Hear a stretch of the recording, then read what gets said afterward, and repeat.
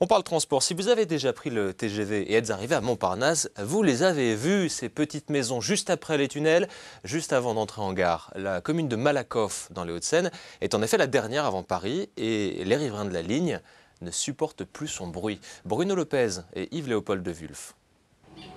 Vue imprenable pour ce riverain. Le métro, mais aussi et surtout le TGV Atlantique passe sous ses fenêtres. Vous essayez de commencer à dormir et vous voyez que le TGV, vous entendez le TGV s'arrêter et ce bruit qui monte, les turbines qui commencent à...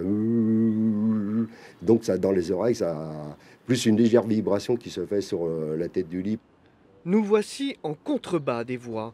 Problème, les murs anti-bruit sont devenus inefficaces.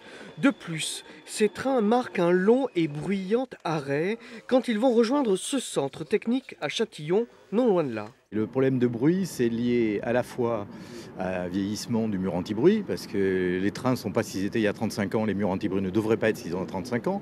Les trains sont plus hauts, mais il y a un énorme problème surtout, c'est que beaucoup de trains s'arrêtent à Malakoff, juste là-bas, ce qui s'appelle l'arrêt 503.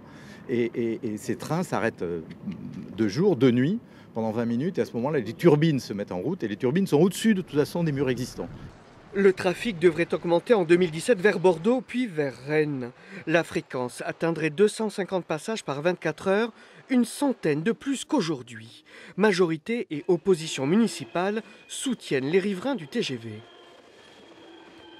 Je crois qu'il faut que le progrès continue, avance, mais pas au détriment de citoyens. Donc je pense qu'il faut qu'on réfléchisse tous ensemble quelles sont les meilleures conditions pour continuer le progrès et en même temps que les résidents vivent dans de bonnes conditions. Les réunions de concertation avec la SNCF n'ont pas abouti. Cette dernière n'a d'ailleurs pas donné suite à nos sollicitations. Selon les riverains, la SNCF assure que l'augmentation du trafic n'aurait pas de conséquences significatives au quotidien.